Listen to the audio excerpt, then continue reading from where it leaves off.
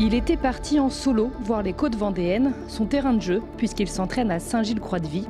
Et son option à payer, Benoît Tudury a enroulé en premier la marque du sprint intermédiaire, s'adjugeant 5 minutes de bonification. Top 10, c'était mon objectif. Et je suis assez satisfait de ce qui se passe. Ça me fait plaisir. Ça fait une récompense du travail qui a été fait dans l'année. Rien n'est joué, hein, on le sait très bien. Donc je vais essayer de faire tout mon possible pour que le bateau marche tout le temps à son maximum et trouver des petits moments, ça va être très court pour se reposer et pouvoir tenir jusqu'au bout parce qu'on sait que c'est sur la fin où ça va jouer souvent avec les camarades qui sont pas loin et qui ont envie de se disputer a priori. En embuscade, à quelques longueurs du jeune bisu, Jules Delpech, qui avait rejoint Tudury sur son option côte, tient le rythme. On affine un peu la stratégie parce que mine de rien il y a pas mal de courants, etc. Il y a quelques petites zones là, en tout cas on vient de passer des petites zones avec du pont, il fallait faire attention. Et donc là il fallait ajuster bien la trajectoire. Le vent instable fait suer les skippers à quelques heures de l'arrivée. Le vent il arrête pas de bouger, je te raconte même pas là, entre 7 nœuds et 12 nœuds. Donc tu peux imaginer le réglage pour 7 nœuds et le réglage pour 12 nœuds, c'est rien à voir. Ça prend la gauche, ça prend la droite, ça bascule. Du coup, bon c'est du taf hein. 8 minutes seulement séparent Basile Bourgnon de Corentin Auro au classement général. Au pointage de 18 heures, ils ne sont qu'à 2000 nautiques d'écart. Le dénouement final est pour bientôt. Les concurrents sont attendus dans la nuit entre 3 et 5 heures du matin à Piriac-sur-Mer. Et on connaîtra enfin le nom du vainqueur de cette troisième étape. Et surtout, on pourra célébrer le grand vainqueur de cette 54e édition de la solitaire du Figaro-Paprec.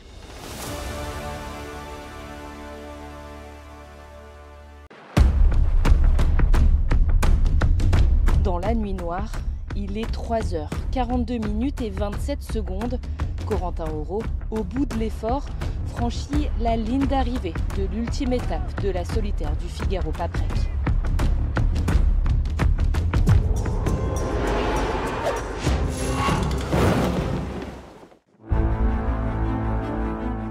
Le chrono se déclenche. 8 minutes 55, c'est le temps qui le sépare du leader au général, Basile Bourgnon. 2 minutes 54, 1 minute 47 et les arrivées défilent. Et toujours pas de signe du bateau rouge d'Edenred. 3h51 minutes et 22 secondes, c'est officiel. Corentin Auro est le grand vainqueur de cette 54e édition de la solitaire du Figaro-Paprec.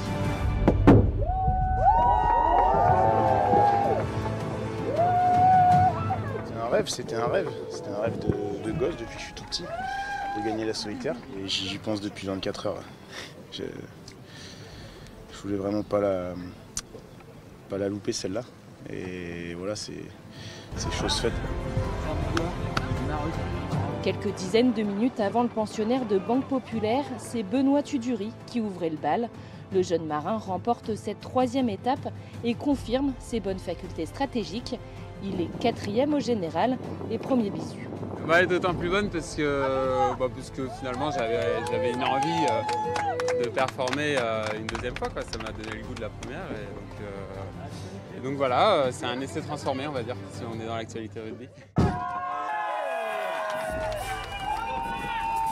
Au classement général, Basile Bourgnon s'accorde la 2e place, suivi de Loïs Béréard.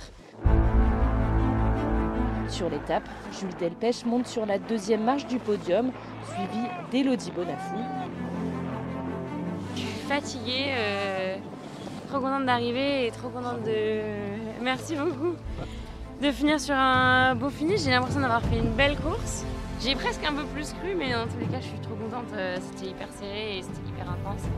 Et puis ça y est, nous voilà arrivés et c'était un de mes objectifs de faire un podium sur une étape, donc c'est fait, donc c'est trop cool.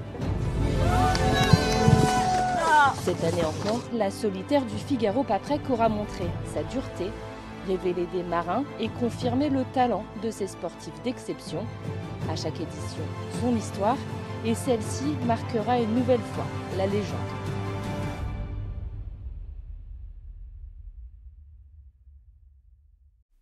Le journal de la solitaire, étape 3.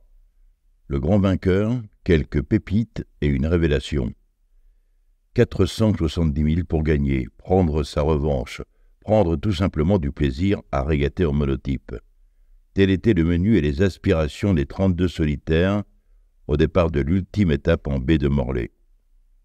Une étape courue encore une fois dans des conditions légères, où il fallait se montrer lucide, inspiré et accrocheur.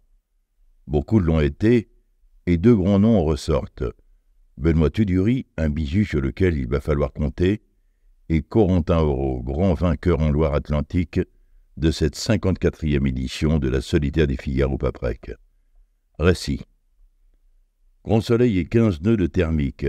C'est Champagne Sailing, au départ de cette 3e étape dimanche 14 septembre au début d'après-midi. On ne se lasse pas de cet écrin qu'est la baie de Morlaix dans ces conditions. Un formidable terrain de jeu, celui-là même qu'une partie de la flotte a maudit la nuit de jeudi à vendredi. 3 rescapés de la 2e étape ont fermé le rideau et éteint la lumière derrière eux, laissant à l'entrée la plupart de leurs camarades, avec à la clé un sentiment d'injustice que chacun exprimait à sa façon le lendemain sur les pontons. Pour faire simple, après 2 petites nuits de repos seulement, le monde de la solitaire se divise en 2. Au départ de cette ultime étape, pour Basile Bourgnon et Edelred, Corentin Auro, Banque Populaire, et Loïs Béréard, skipper massif 2022, qui se tiennent en 30 minutes au général, il s'agit de conclure et d'inscrire son nom au palmarès de la prestigieuse solitaire, sésame d'autres aventures majuscules.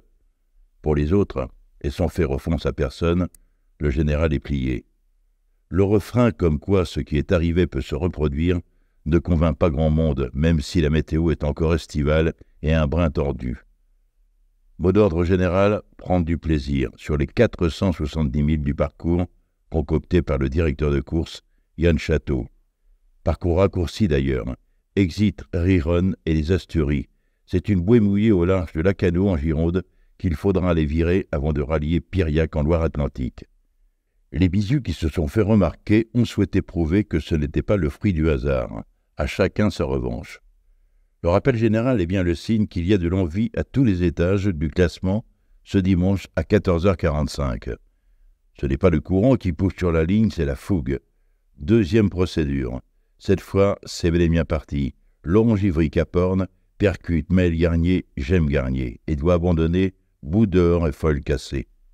Quant à Gaston Morvan, région Bretagne, CMB Performance, qui vient d'être rappelé par le comité et repart bon dernier, il ne fera pas la passe de 3 sur le parcours côtier. Tiens, c'est Corentin Auro qui empoche le trophée Paprec. Bourgnon et Béréard sont juste dans son sillage. Ça promet. À la manœuvre. Démarre un long loup-voyage autour de la Pointe-Bretagne, un grand classique de la solitaire. Si tu vires, t'es un lâche. Et chacun y va de son bord de plus pour tutoyer les cailloux et s'abriter au mieux des courants. Une vraie bataille de chiffonniers qui propulse en tête Guillaume Pirouel, région Normandie, au large des Abers. Toute la flotte s'engouffre de nuit entre Molène et le chenal du Fromveur, et à 8h07, c'est Gaston Morvan qui prend la tête à l'Occidental de Saint, suivi de près par Élodie Bonafous, qui lui brûle la politesse dans une jolie bataille d'empannage au sud de l'île pour rejoindre la baie d'Audierne. Toujours dans le match, la Finistérienne n'est sans doute pas à la place qu'elle espérait au général, 11e. Elle avait terminé 8e en 2022 et signé un podium d'étape, mais a montré qu'il fallait toujours compter sur elle, sur cette solitaire. Cette dernière étape ne déroge pas à la règle, et la voici qui mène la danse et emmène toute la flotte, avec une belle cuillère dans la baie d'Audierne, pour s'abriter du courant, dans un vent encore poussif et une trajectoire très maîtrisée pendant les 24 heures qui suivent, alors que la brise fraîchit. Le tempo s'accélère, et au gré des empannages, la flotte s'éparpille façon puzzle. Du côté des 3 leaders, Bourgnon est le plus véloce, suivi de près par Béréard, avec un Auro un peu plus à la peine.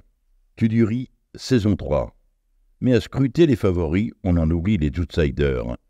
Et ce n'est pas parce que l'étape ne comporte pas de DST pour diviser la flotte que ça interdit de tenter des options. C'est bien ce qu'a dû se dire Benoît Tudury, qui n'a manifestement pas l'instinct grégaire. Le bisu, premier sur la ligne à Kinsale, à l'issue de la première étape, part raser les côtes vendéennes, précisément là où il s'entraîne toute l'année et traverse la flotte sans prévenir. J'avais vu cette possibilité de trouver plus de pression à la côte avec Corentin Douguet qui me conseille. Tenter, c'est là que je me retrouve, dit le skipper de Capson en cavale à la VHF mercredi matin. Car lorsque la flotte approche de la bouée de Lacanau, où est jugé le sprint intermédiaire, bonus de 5 minutes au premier, c'est bien lui, suivi de Jules Delpech Orcom, qui empoche la mise. Ce pointage est aussi l'occasion de vérifier qu'en tête, rien n'est fait puisque les 3 premiers au général se tiennent en 20 minutes. Il reste quelques 170 milles à courir au Louvoyage avant le clap de fin de cette solitaire des Figaro-Paprec. Les paris restent ouverts.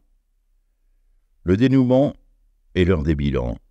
La remontée des côtes girondines et charentaises ne bouscule pas le classement. La flotte s'est même densifiée à la faveur d'un vent mollissant et assez instable qui impose d'être dessus. Corentin Auro revient au contact direct de ses concurrents immédiats. Ça croise et ça recroise. Quelques milles devant, Benoît Tudury reste l'éclaireur de cette étape et navigue sans se retourner. Dans la nuit de Piriac, il peut lever les bras bien haut. Si la 3e étape de la solitaire est la plus ingrate puisqu'on retient d'abord le vainqueur au général, cette victoire révèle, à n'en pas douter, un talent qu'il va falloir suivre.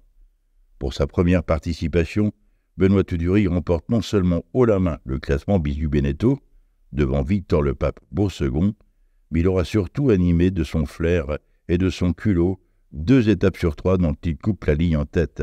Il termine 4e en général. Cette 54e solitaire des Figaro-Paprec aura d'ailleurs révélé beaucoup de nouveaux talents. Il y a ceux qu'on savait en devenir, les Basile Bourgnon, Loïs Béréard, Gaston Morvan, Élodie Bonafous, Alexis Thomas, Jules Delpech, Arthur Hubert ou Nils Palmieri. Bien d'autres ont eu leur moment, et avec un peu plus de régularité, les jeunes pousses que sont Hugo Dallène, Yacht Club de Saint-Lunaire, Julie Simon, 12, mais aussi Romain Le Gall, Centre Excellence Voile Secours Populaire 17, pourrait bien être aux avant-postes du circuit dans les années qui viennent. Et puis, il y a le vainqueur. Dans la remontée vers Piriac, Corentin Auro, qui était un peu en retrait sur la descente, a été le plus solide. En terminant 6e, 3 minutes devant Loïs Béréard, qu'il précédait au général, et surtout 20 minutes devant Basile Bourgnon, il inscrit son nom tout en haut de cette 54e solitaire du Figaro-Paprec. À 34 ans, la 7e participation a donc été la bonne pour ce marin talentueux et accrocheur, qui a dans ses bagages de nombreuses expériences au large sur d'autres supports, ce qui participe sans doute d'une capacité à se concentrer sur les moments clés de la course. « Maintenant, ma vie va changer », déclarait-il à l'arrivée sur les pontons. On n'en doute absolument pas.